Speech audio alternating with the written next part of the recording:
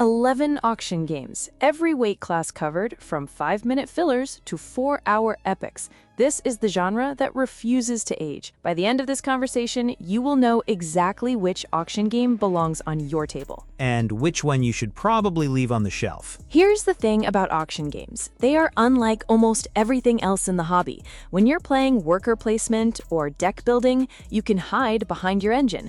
You can build something private and only really care about your opponents in the abstract. Auctions strip all that away. Every single bid is a statement, a bluff, a calculation, sometimes a flat-out provocation. Right, you are sitting across the table from people who want the same things you want, negotiating the price in real time. That is what makes the category so compelling. The social mechanism is what is driving it, not the rules themselves. And we have played all 11 of these extensively. 3 light games, 4 medium, 4 heavy. The lighter ones teach in 5 minutes. The heavy ones take a full evening. Every single one does something distinctive with the auction mechanic. Let us start light. 3 games that prove you do not need rules complexity to deliver real psychological pressure. Number 11, High Society. Reiner Knizia design, originally published in 1995, and one of the most elegant card games he ever made. You are wealthy socialites collecting status symbols. 15 to 20 minutes, 3 to 5 players, teaches in under 5 minutes. The auction works like this. Each round, a single status card flips from the deck. Players bid openly with money cards in denominations of 1, 2, 3, 4, 6, 8, 10, 12, 15, 20, and $25. You either raise or you pass, and the moment you pass, you are out of that auction and you take your money back. Winner pays, takes the card. But here's the rule that makes the whole thing sing. At the end of the game, whoever has the least money in hand is automatically eliminated before any scoring happens. Doesn't matter how many prestige cards you collected, if you bankrupted yourself winning everything, you don't even get scored. Every bid becomes a double calculation. Is this card worth the money, and can I afford to spend it without becoming the poorest player at the table?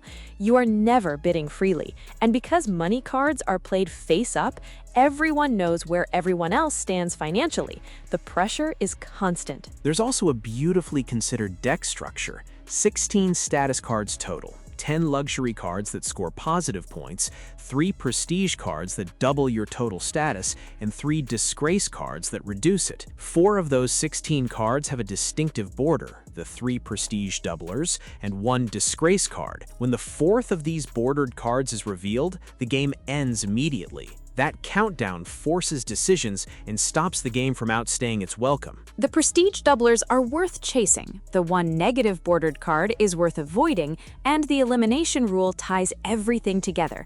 Almost no auction game punishes overspending as elegantly. 25 years later, it still hits. Number 10, For Sale. Stefan Dora design from 1997, reprinted endlessly. Probably the most recommended gateway auction game in the hobby. 20 to 30 minutes, 3 to 6 players, splits into 2 phases. Buying, then selling. Phase 1. Property cards numbered 1 through 30 are revealed in groups equal to the player count. You bid in turn order with coins, and to stay in the auction, you have to at least match the current high bid. Players who pass take the lowest available property and reclaim half your bid, rounded down. The winning bidder takes the highest property and pays the full bid. Repeat until all properties are drafted. Phase 2, check cards are revealed in groups, and players simultaneously choose a property to sell. Highest property earns the highest check, and so on down. Most money at the end wins. The 2-phase structure is brilliant. The first phase makes you care about acquiring good properties. The second forces you to realize that what counts as good depends entirely on what your opponents are holding. You might have the highest property in the game, but if 3 other players also have high cards, your top card only earns slightly more than theirs. The half your bid recapture rule when passing is the real innovation. Every auction has a soft floor. You can always choose to spend a little to secure something decent. Nobody comes away empty-handed. Everyone stays engaged from first auction to last. Among short filler auction games, very few have the longevity and cross-group appeal of this one. It just works. Number 9, QE, short for quantitative easing. Gavin Birnbaum, published in 2019. Players are central banks during a financial crisis, bailing out companies too big to fail.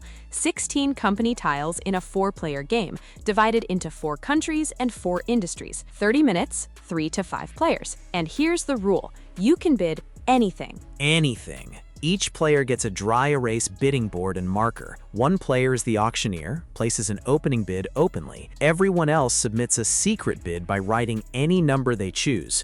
$1, 10 quadrillion, doesn't matter. The auctioneer reveals who won, awards the tile to the winning bidder, and secretly notes the winning amount on the back of the tile. Only the auctioneer and the winner know what the winning bid actually was. That asymmetry is the engine. At the end of the game, all bids are totaled. The player who spent the most overall is immediately eliminated. Doesn't matter how many points they accumulated, they are out. No other auction game in print operates without a currency constraint. The elimination rule is the masterstroke. It turns unlimited spending into a recipe for chaos, into a psychological tightrope walk. You're trying to maximize your bids relative to everyone else while staying just under the threshold of being the most reckless spender in the room. The scoring categories add structure. Sets by industry, by country, by individual company value. Careful players have a target, but every game ends with a story nobody planned. That wraps the light category, now medium weight. 30 minutes to learn, 1 to 2 hours of play. 4 games that show what happens when you build real systems around bidding. Number 8. Furnace, engine building auction game by Ivan Lashin, published in 2021. You are 19th century industrialists, building production chains from raw resources through to converted goods and money. 4 rounds, 45 to 60 minutes, 2 to 4 players. Each player starts with a company card and a capitalist card that grants a unique ability. Each round, company cards are laid out based on the player count. Each player holds 4 bidding discs numbered 1 through 4. In turn order, you place a single disc on any company card. No player can place 2 discs on the same card. No card can show 2 discs of the same value. Continues until all discs are placed. Cards resolve left to right. Highest disc on a card wins it. Everyone else who placed a disc receives compensation, which is the resource or conversion effect printed at the top multiplied by the value of their losing disc. Lose with a 3-value disc on a card that produces 2 coal, you walk away with 6 coal. That compensation mechanic is one of the most elegant innovations in recent auction design. Losing a bid is never just losing. Strategically losing with your highest disc can deliver a windfall of resources that fuels your engine for the rest of the round. The tension between wanting to win for production and wanting to lose for compensation sits in every placement decision. Furnace turns the regret of losing an auction into a viable strategy. In most auction games, the goal is always to win. Here, winning the wrong card at the wrong time is actively bad. You might need oil to run your converter, not the converter itself.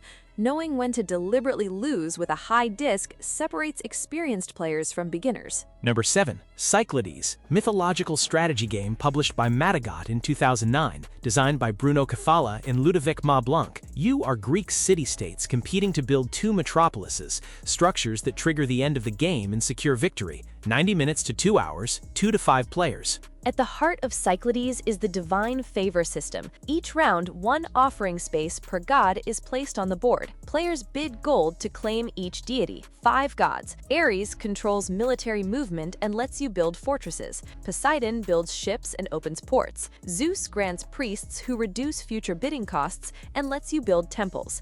Athena gives philosophers and universities, which are the keys to the intellectual path to victory. Apollo generates income. Only 1 player can invoke each god per round. You bid openly in turn order, either overbidding the current holder or passing. And here's the wrinkle. Any player who previously held a god and gets overbid has to immediately move their offering marker to a different unbid god. 1 aggressive bid reshuffles the entire divine economy. The god auction is one of the most interactive economic systems in the medium weight space. Because each god enables a different action, fighting over Ares isn't just about wanting to attack, it's about denying your opponent's military plans while forcing them to take an action they didn't want. Every auction is both a purchase and a disruption. What we love is that Cyclades has no traditional action selection. Everything you do, moving armies, building ships, summoning creatures, creatures has to be purchased through the divine favor auction. No bid, no action.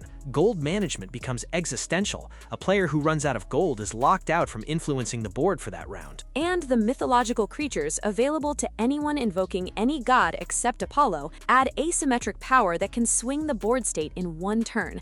Get the Kraken at the right moment and everything changes. Number 6. Nidavellir. Card drafting and set collection by Serge Leggett, published by GRR Games in 2020. You are elven envoys recruiting a dwarf battalion to defend the realm against the dragon Fafnir. 30 to 45 minutes, 2 to 5 players. 3 taverns. Each displays dwarf cards equal to the player count. At the start of each round, everyone simultaneously places one of their gold coins face down in front of each tavern.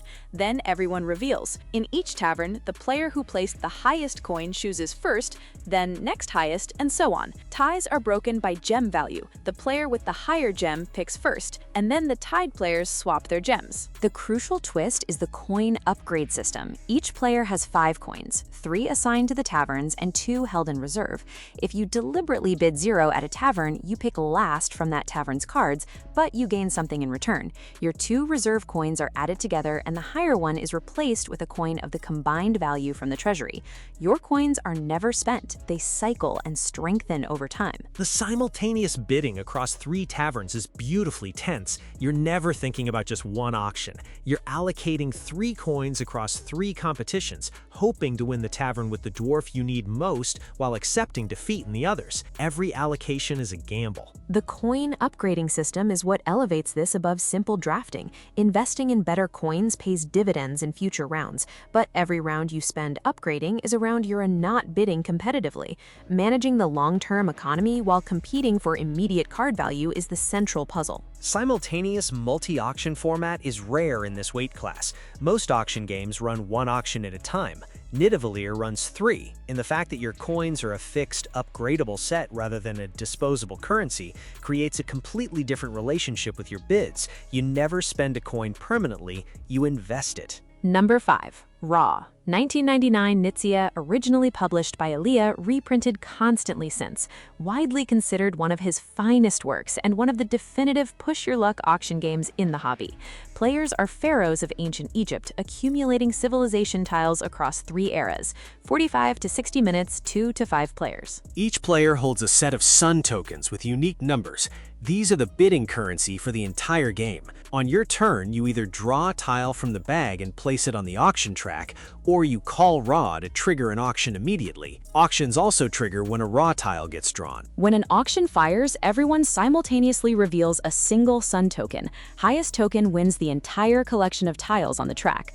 The winning bidder exchanges their sun token for the central sun token that started the round, which has a different value. Players who don't win reclaim their token. Once you've used all of your sun tokens in a round, you're out of that round entirely. The game runs across 3 epochs, each with a limited number of raw tiles that can be drawn before scoring. Raw generates exceptional tension from a small number of rules.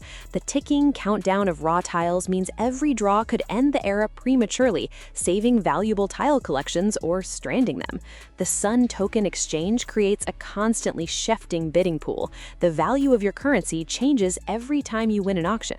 The central sun you receive might be weaker or stronger than the one you gave up. No 2 auctions in Raw feel identical. The stakes, the tile mix, the available tokens, all of it is always different. It is the only auction game on this list where the currency actively cycles. You never gain new money. You exchange old money for new money of unknown comparative value.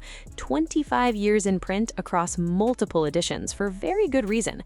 The mechanics age beautifully because they are built on principles that have nothing to do with novelty. That brings us to Heavyweight, 4 games where bidding isn't a standalone mechanism, but the cornerstone of much bigger systems. You manage economies, plan across multiple rounds, read spatial patterns, negotiate with other players. Longer to learn, longer to play, but the rewards of a repeated sessions are on another level. Number 4. Sidereal Confluence. sci-fi trading and negotiation game by Tausetti Dykman, first published in 2017 by WizKids, remastered 2nd edition in 2022. Players control one of 9 radically asymmetric alien species in a galactic confederation, 2 to 3 hours, 4 to 9 players. One of the few designs specifically optimized for large player counts, where chaotic simultaneity becomes a feature rather than a bug. The auction at the end of each round gives players something concrete to aim their trades towards. You're trading resources during the negotiation phase specifically to arrive at the confluence with enough ships to secure the colony or technology contract that anchors your next round's strategy. Every alien race is asymmetric in ways that change the trading and bidding. Some races produce resources they cannot use and must trade away. Some have converters that need imports other races can supply cheaply. The game almost feels cooperative despite being competitive in scoring, because no race can thrive without trading. Playing the Inai Eat feels completely different from playing the Faterin. Number 3. Skyrise. Spatial auction game published by Roxley Games in 2024, designed by Adam Wise along with Sebastian Pauchan and Gavin Brown. It is a re-implementation of Pauchan's 2008 Spiel des Jahres recommended game Metropolis, substantially revised and expanded. Players are visionary architects competing to build a magnificent floating city dedicated to art, science, and beauty. 60 to 90 minutes, 2 to 4 players. The auction system is unlike any other in the genre. The city board is a network of interconnected neighborhoods, each on one of several floating islands. An auction triggers when a player places one of their numbered buildings on any unoccupied neighborhood. Every subsequent player must then either pass or place a higher numbered building on any neighborhood adjacent to the most recently placed building. The auction snakes across the city map. Each bid not only claims a value, but stakes out a position on the board. When all remaining players pass in sequence, the final building placed wins that neighborhood.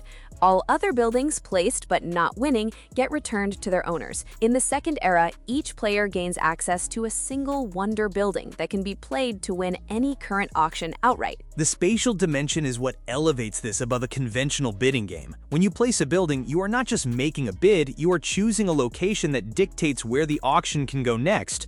You can intentionally drive an auction toward a neighborhood your opponent desperately needs, forcing them to either spend a high-value building or let you claim territory adjacent to their scoring cluster. All scoring conditions are visible to all players throughout the game. The board tells a running story of who is winning and why. You can see the auction being used as a weapon in real time. The modular board creates a different city layout each game. No strategy dominates across sessions. The Wonder Building injects a beautifully timed wild card. Used too early, it wastes its power. Saved for the right moment, it steals a neighborhood that defines the outcome. Number 2. Rurik. Dawn of Kiev, Euro-style realm-building game by Stanislav Kordonsky, art by Yaroslav Radetsky, published by Peacekeeper Games. Set in the 11th century Kievan Rus, following the death of Vladimir the Great in 1015, players are competing successors to the throne. 90 minutes to 2 hours, 1 to 4 players. Rurik uses a mechanic it calls auction programming, one of the most original action selection systems in recent design. At the start of each round, players openly bid their numbered advisors onto a shared action board. The board has columns for each of 6 action types: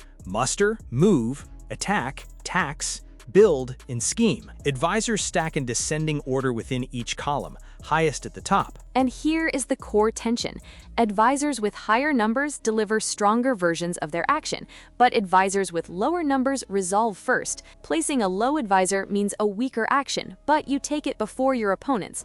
Placing a high advisor gives you the most powerful version of the action, but by the time it resolves, the board state has shifted under you. Auction programming creates a planning challenge that standard worker placement cannot replicate. In normal worker placement, you know what action you are taking when you take it. In Rurik, you are committing to a sequence of actions in the auction phase, with no certainty about what the board will look like when those actions resolve. Your perfectly laid plan can unravel because a lower value opponent advisor resolved before yours and moved the army you were counting on. It is a brain burner in the best sense, highly interactive, tactically rich, and constantly surprising. Comparisons get drawn to Scythe because of the Euro plus area control blend, but Rurik has considerably more direct conflict and a more pronounced bidding spine. You earn points for regions controlled, adjacent buildings, resources accumulated, and warfare success. success. Multiple viable paths to victory, but everything runs through the auction. Number 1. Through the Ages, a new story of civilization. Card-driven civilization game by Vlada Kovačil, originally published in 2006, revised into its definitive form by Czech Games Edition in 2015, consistently ranked among the very highest-rated games in the hobby. Players lead civilizations from antiquity through the modern era, 3 to 4 hours, 2 to 4 players, one of the steepest learning curves out there. The auction operates through the card row, a shared draft of civil cards representing leaders, wonders, technologies, and actions. Cards enter at the far right and slide leftward each round. The cost is determined by position. Cards in earlier positions, closer to the discard end, are cheaper because they've been available longer. Players spend civil actions, their most precious currency, to take cards from the row. The further right a card is, the more it costs because it is newer and more desirable. Separately, players draw military cards from the military deck at the end of each turn using any military actions they did not spend. These military cards represent events, aggressions, and tactical maneuvers that can be played against opponents. The tension between developing your civil engine and maintaining military readiness runs through every turn of the game. Through the Ages delivers a civilization experience no other card game replicates at this level of depth. The card row creates a running public negotiation about value.